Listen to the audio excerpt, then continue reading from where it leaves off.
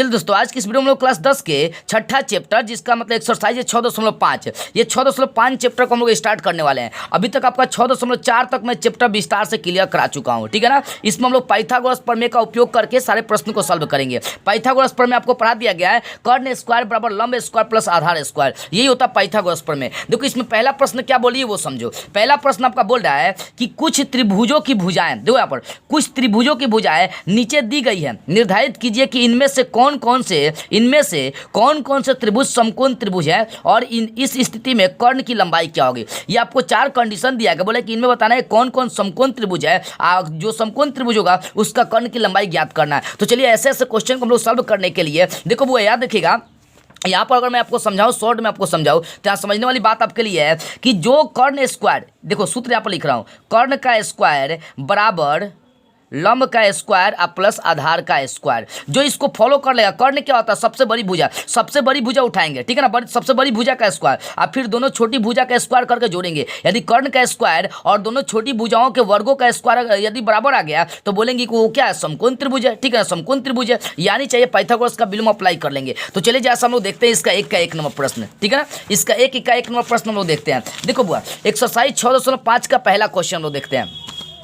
Exercise 6.5 का एक number जो क्वेश्चन है वो आपको दिया है, एक नंबर में दिया है 7 सेंटीमीटर, फिर आपको दिया है 24 सेंटीमीटर, फिर आपको दिया 25 सेंटीमीटर, ये 3 मान दिया है। हमें निकालना क्या है, मेन हमें इसमें दिखाना है कि ये समकोण त्रिभुज को फॉलो करता है कि नहीं, ये समकोण त्रिभुज है कि नहीं। तो सबसे बड़ी भुजा का स्क्वायर करके चलेंगे। सबसे बड़ी भुजा का स्क्वायर है 25, तो 25 का स्क्वायर, फिर छोटी भुजाओं का वर्ग कर दीजिए तो 7 का स्क्वायर, अब प्लस हो जाएगा 24 का स्क्वायर। अब यहाँ से ब्रेक करते चलते हैं, 25 का स्क्वायर कितना हो जाएगा, 25 का स्क्वायर 625, 5 का स्क्वायर 7 का स्क्वायर 49 और 24 का स्क्वायर 576, ठीक है ना। अब ये 625 अब बराबर 576, 49 जोड़ देंगे 625 आ गया। यानी यहाँ पर बड़ी भुजा छोटी भुजाओं के वर्गों के योग के बराबर आ जा रही है। तो यहाँ पर हम लोग पाइथागोरस का विलोम अप्लाई कर सकते हैं। कौन सा, पाइथागोरस का विलोम, पाइथागोरस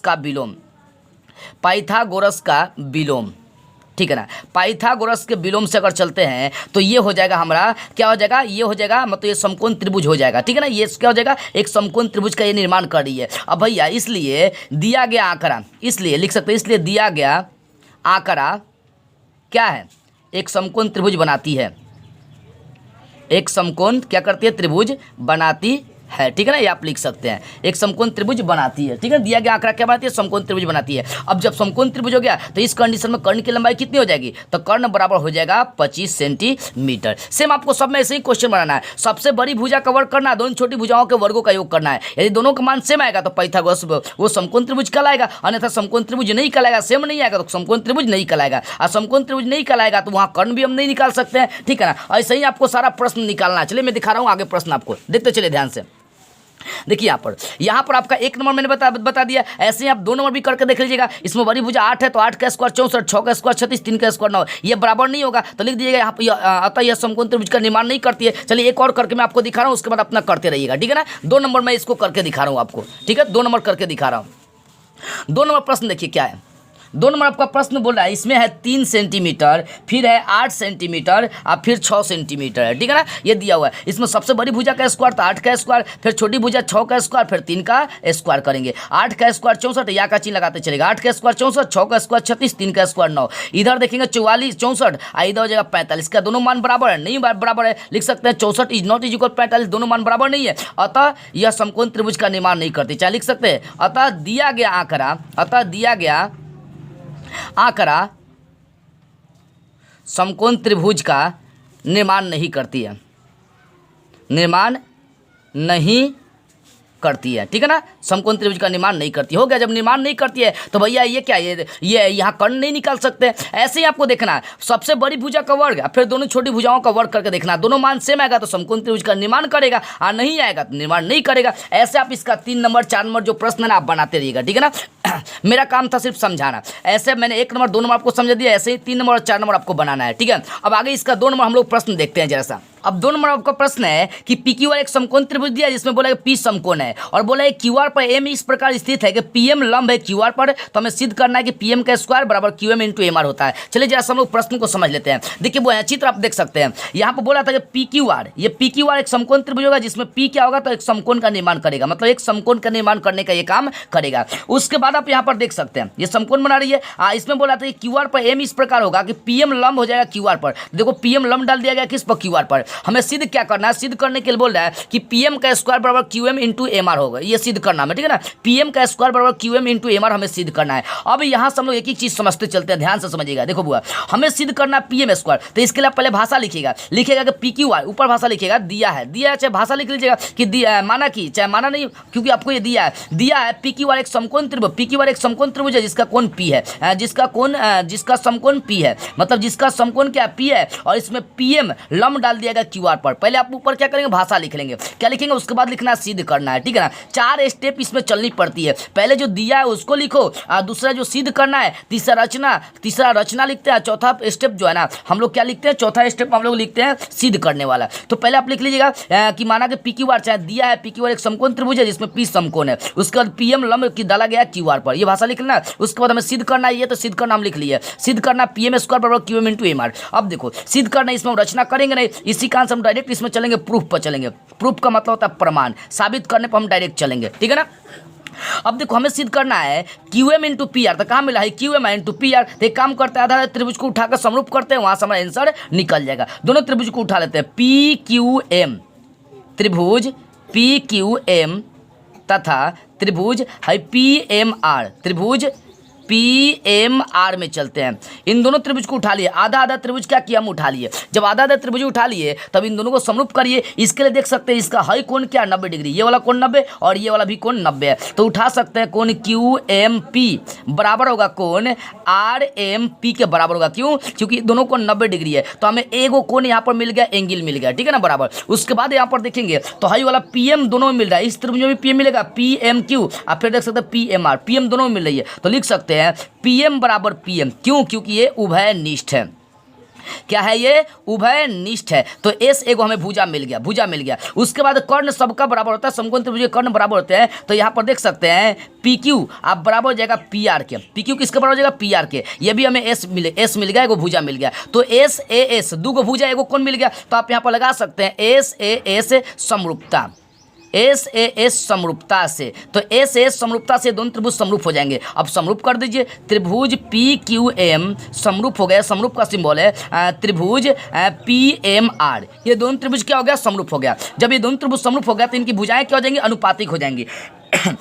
अब चलिए, अगर इस भुजा में हम पीएम उठाकर चलते हैं तो पीएम लिखेंगे, ठीक है ना। अगर इस त्रिभुज में हम पीएम उठा रहे हैं, ध्यान दीजिए, अगर इस ये वाला त्रिभुज में पीएमआर में अगर भुजा हम पीएम उठा रहे हैं, मतलब क्षैतिज वाला उठा रहे हैं, तो इस त्रिभुज में हमें जो उठाना पड़ेगा ना, ये वाला अंदर वाला त्रिभुज, देखो दो त्रिभुज है हमारा, ये वाला और ये वाला, इन दोनों को हम समरूप सिद्ध कर दिए। तो ये जो त्रिभुज है ना, इसमें यदि हम उठा लेते हैं पीएम उठाते हैं इस त्रिभुज में, तो इस त्रिभुज में हमें एम आर उठाना पड़ेगा। क्या उठाना पड़ेगा? एम आर उठाना पड़ेगा, हाई साइड वाला भुजा, ठीक है ना। उसके बाद यहाँ पर देखिए, अगर मान लीजिए इस त्रिभुज में हम क्यू एम उठा लेते हैं, लंबवत वाला भाग उठा लेते हैं क्यू एम, तो हमें इस त्रिभुज में पीएम उठाना पड़ेगा, बटा में हो जाएगा पीएम, बटा में क्या हो जाएगा? पीएम। एक बार और समझिए ध्यान से, चित्र को देखकर आप समझते चलिए। देखो बुआ, अगर ये त्रिभुज और ये वाला त्रिभुज है, तो इस त्रिभुज में अगर हाई वाला त्रिभुज में अगर पीएम उठाएंगे, तो इस त्रिभुज में हाई वाला त्रिभुज में एमआर उठाएंगे, तो पीएम बटा एमआर हो गया, ठीक है ना। उसके बाद इसी त्रिभुज में क्यूएम उठाएंगे, तो इस त्रिभुज में हमें पीएम उठाना पड़ेगा, बटा में हो जाएगा पीएम। अब ये दोनों समरूप हो गया, तो भुजाएं इनकी अनुपातिक हो गई। क्रॉस मल्टीपल करिए, पीएम का पीएम से गुना कर देंगे तो पीएम का स्क्वायर आप बराबर एमआर का क्यूएम से गुना कर देंगे, तो वही हो जाएगा क्यूएम इंटू हो जाएगा एमआर। हमें यही प्रूव करना हो गया प्रूफ। तो आपको ऐसे साबित करना है, पहले क्या करना है, दो आधे आधे त्रिभुज उठाना है, उनको समरूप करना, समरूप करके भुजाएं अनुपातिक करना, आपका आंसर निकल जाएगा। ये 2 नंबर क्वेश्चन क्लियर होगा। अब 3 नंबर देखते हैं। अब तीसरा प्रश्न आपका है कि आकृति दे दी हुआ, देखिए आकृति यहाँ पर आपको दिया है, अब बोल रहा है कि एबीडी एक समकोण त्रिभुज है, जिसमें बोला है कि ए समकोण है और एसी लंब है बीडी पर। देखिए यहाँ पर चित्र दिया है एबीडी, और यहाँ पर बोला है कि ए समकोण है और साथ में बोला है कि एसी जो है ना लंब है किस पर? बीडी पर। तो हमें 3 गो चीज सिद्ध करना है, ए बी स्क्वायर बराबर B C into B D, और मतलब ये तीनों हमें क्या करना है? सिद्ध करना है। तो चलिए हम लोग सिद्ध करते जा जरा सा। सबसे पहली बात है, आपका प्रश्न में दिया क्या क्या, इसको हम लोग समझ लेते हैं। देखो वह 3 नंबर प्रश्न में जो दिया चीज़ें है, ये आपको आकृति दिया है कि ए बी डी एक समकोण त्रिभुज है, इसमें कोण ए 90 डिग्री का बना रही है, और बोला है कि ए सी लंब डाल दिया गया बी डी पर, ठीक है ना। तो हमें सिद्ध करना है, तो इस चीज़ को पहले लिख लीजिएगा कि ऊपर आप लिख लीजिएगा कि ए बी सी डी एक समकोण त्रिभुज है जिसमें कोण ए 90 डिग्री है और ए सी लंब है किस पर, बी डी पर। आप ये पहले लिख लीजिएगा। उसके बाद दूसरा स्टेप रहेगा सिद्ध करना। तो ये 3 को आपको सिद्ध करने के लिए दिया है, तो तीनों को मैंने लिख दिया है। अब चलते प्रमाण करने के लिए। देखो सिद्ध करने का सिंपल तरीका इसका मैं बताऊं कि आपको अंतिम वाला देखना है, ये कहाँ कहाँ मिल रही है, वही त्रिभुज में उठा लेना है। हमें सिद्ध करना BC इंटू बी है ना, BC इंटू BD सिद्ध करना पहला में। तो BC कौन में मिलेगा,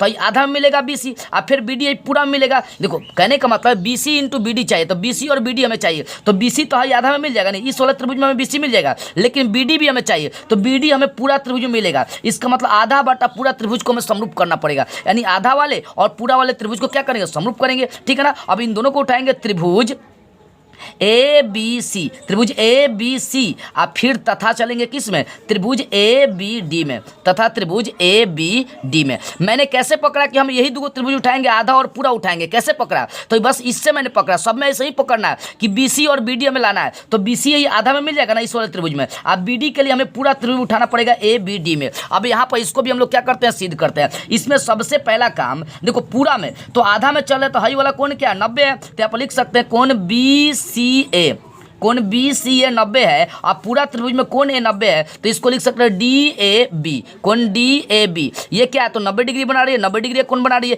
तो ये एगो हमें क्या हो गया, यहाँ पर एंगल मिल गया। और आप देख सकते हैं कि इन दोनों में आप देखेंगे तो बी सी ए और ए बी डी, यहाँ ए बी जो है ना दोनों में ये उभयनिष्ठ है कि नहीं, ए बी यहाँ पर दोनों में उभयनिष्ठ है, तो यहाँ पर ए बी बराबर आप लिख सकते हैं ए बी, ये ए बी दोनों में मिल रही है, ये आधा में भी या पूरा में भी ए बी मिलेगी, तो ये उभयनिष्ठ है, उभयनिष्ठ आप लिख सकते, ये उभयनिष्ठ है, यहाँ पर भाषा लिख लीजिएगा उभयनिष्ठ, क्या है ये उभयनिष्ठ है। एगो हमें यहाँ पर भुजा मिल गई, उसके बाद इनका कर्ण आपस में बराबर होता है समकोण त्रिभुज का, दोनों समकोण त्रिभुज है, इसका कर्ण ए बी हो जाएगा। देखो यहाँ पर ये इस त्रिभुज का अगर कर्ण देखेंगे, यहाँ पर सी ए, देखो यहाँ पर ध्यान से, ये और साथ में यहाँ पर कोण भी शायद कोई मिल रही है, कोण भी इनका शायद कोई ना कोई मिल रहा है, उस कोण को देखिए जैसा, कोण कोई ना कोई मिल रहा है। यहाँ पर देखो कौन कौन सा त्रिभुज है, यहाँ पर पहले ये समझो कौन कौन सा त्रिभुज है, तो त्रिभुज हाई वाला और ये वाला त्रिभुज है। तो यहाँ पर समझने वाली बात आ रही है कि सी देखो बी डी ए, अब फिर त्रिभुज ए बी सी, हाई जो कोण बी है ना ये दोनों में मिल रही है, तो कोण बी बराबर कोण बी, ये भी क्या उभयनिष्ठ है, ये भी लिख सकते हैं यहाँ पर उभयनिष्ठ है।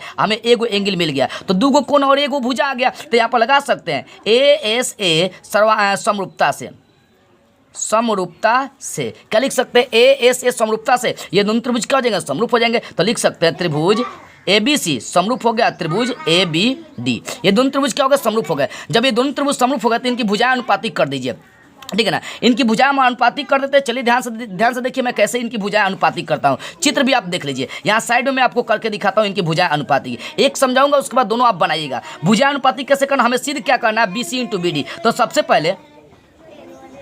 पहले इस त्रिभुज में हम भुजा, छोटी वाले भुजा में ए बी उठा लेंगे, ठीक है ना, ए बी उठा लेंगे। अब इस त्रिभुज में आप ए बी उठाएं, ए बी का मतलब कर्ण हो गया, इसकी भुजा कौन है, कर्ण है, तो इसमें बड़ी भुजा कर्ण उठाएंगे, ए बी बटा हो जाएगा बी डी, ठीक है ना। अब फिर छोटी वाली त्रिभुज में, छोटी वाली भुजा में ही मान लीजिए हम बी सी उठा लेते हैं, क्या उठा लिए, बी सी उठा लिए, हाई बी सी उठा लिए, जहाँ पर क्षैतिजता कोण बन रही है, 90 डिग्री कोण बन रही है क्षैतिजता, तो यहाँ पर ये पूरा ए बी डी त्रिभुज में क्षैतिज वाला भाग ए बी हो जाएगा, तो बट्टा में उठा लेंगे, ए बी उठा लेंगे, ठीक है। अब क्रॉस मल्टीपल, ए बी का ए बी से गुना कर देंगे, ए बी का स्क्वायर, आप बी डी का बी सी से गुना कर देंगे, तो बी डी इंटू हो जाएगा बी सी हो जाएगा, ठीक है ना। तो यही हमें सिद्ध करना था, लिख सकते हैं यहाँ पर भाग वन साबित हो गया, ठीक है ना, ये हो गया। देखो बुआ हमें जो भी सिद्ध करना है, ये पहला सिद्ध करना था, मैंने इससे पकड़ा कि हमें कौन कौन सा त्रिभुज उठाना है। अब दूसरा सिद्ध करना B C into D C सिद्ध करना है ना, B C into D C सिद्ध करना है, बी सी इंटू हमें क्या करना है, डी सी सिद्ध करना है। तो त्रिभुज में पकड़ना बी सी और डी सी कहाँ मिलेगा, तो हाई बी सी हो गया डी सी हो गया, यानी आधा आधा त्रिभुज उठाएंगे, हाई वाला त्रिभुज उठाएंगे, हाई वाला त्रिभुज उठाएंगे, और दोनों को समरूप सिद्ध कर देंगे, और उसके बाद क्या करना है, अनुपातिक भुजाएं करेंगे, आंसर निकल जाएगी। 3 नंबर का भी ऐसे ही करना है, ए डी का स्क्वायर बराबर हमें सिद्ध करना है B D into C D, तो बी डी कहाँ मिलेगा, बी डी पूरा मिलेगा, सी डी हाई वाला मिलेगा, तो 3 नंबर में हाई भाई आधा त्रिभुज आप पूरा त्रिभुज आपको उठाकर चलना है। तो आपको इससे पकड़ना है कि कौन कौन सा हमें भुजा उठाना है। तो 2 नंबर को सिद्ध करने के लिए BC और CD, तो आधा आधा त्रिभुज उठाकर उसको समरूप कर दीजिए और भुजानुपातिक करके आपका आंसर निकल जाएगा। और 3 नंबर के लिए बोला BD इंटू CD हमें लेकर चलना है। तो BD क्या था, BD के लिए पूरा त्रिभुज चाहिए और CD हमें लाना है, तो CD के लिए हाई वाला त्रिभुज, यानी पूरा त्रिभुज और हाई छोटा वाला भाग उठाकर समरूप करेंगे और आपकी निकल जाएगी। तो आप इसको बनाकर देखिएगा, नहीं बनेगा तो बोलिएगा। कैसे, देखो दूसरा वाले में हमें कैसे बनाना है, तो आधा आधा उठाकर समरूप करना है और तीसरा में हाई ऊपर वाला आधा, उसके बाद पूरा त्रिभुज को क्या करना है, समरूप करना है, फिर भुजाएं अनुपातिक करना है, जैसे मैंने इसमें क्रिया करी है। तो इस तरह से आपका 3 नंबर बन जाएगा। आप बनाकर देखिएगा, क्योंकि आपको भी काफी मेहनत करने की आवश्यकता है। सब हम ही लोग बना देंगे तो आप कब बनाएंगे, ठीक है ना। तो बनाकर देखिए, नहीं है तो कमेंट करके आप बताइएगा। चलिए आगे क्वेश्चन देखते हैं। 4 नंबर आपका प्रश्न है, बोला कि ABC एक समद्विबाहु त्रिभुज है जिसका शीर्ष समकोण है, तो हमें दिखाना है कि AB स्क्वायर बराबर होगा 2AC स्क्वायर। एकदम सिंपल क्वेश्चन, लेकिन इंपॉर्टेंट क्वेश्चन आपके एग्जाम के नजरिए से है। देखिए इसको समझिए, बोला कि ABC एक समकोण त्रिभुज है जिसका कोण C है, समकोण त्रिभुज नहीं समद्विबाहु त्रिभुज है जिसका कोण C समकोण है। अब समद्विबाहु का मतलब इसका हाई वाला भुजा इस भुजा का बराबर होगा। समद्विबाहु त्रिभुज किसे कहते हैं, इसकी 2 भुजा आपस में बराबर हो, तो यहाँ पर AC बराबर हो जाएगा किसके, BC के। अब देखो हमें सिद्ध करना है AB स्क्वायर बराबर 2AC स्क्वायर हमें सिद्ध करना है। क्या सिद्ध करना है, AB स्क्वायर बराबर 2AC स्क्वायर सिद्ध करना है। अब चलते हैं त्रिभुज ABC में। देखो सबसे पहले आप लिख लीजिएगा, यहाँ पर ऊपर भाषा लिखिएगा कि ABC एक समद्विबाहु त्रिभुज है जिसका कोण C समकोण है और इसमें AB बराबर BC होगा, क्योंकि वो समद्विबाहु त्रिभुज है, ठीक है ना। उसके बाद सिद्ध करने वाला लिखिएगा। अब प्रमाण की ओर चलते हैं, हमें जो साबित करना है, ठीक है ना। साबित करने के लिए हम त्रिभुज उठा लेंगे, त्रिभुज ABC में चलेंगे।